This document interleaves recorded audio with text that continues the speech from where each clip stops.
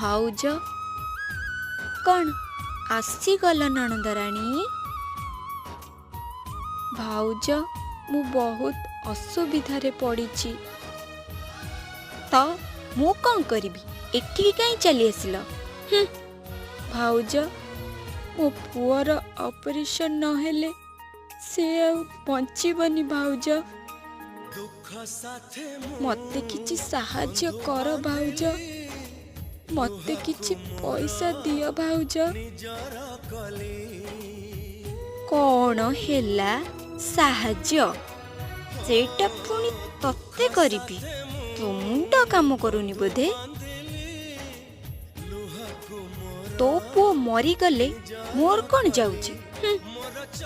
ଭାଉଜ ତମେ ଜଣେ ମା ହେଇ ଏମିତି କେମିତି କହିପାରୁଛ ଭାଉଜ?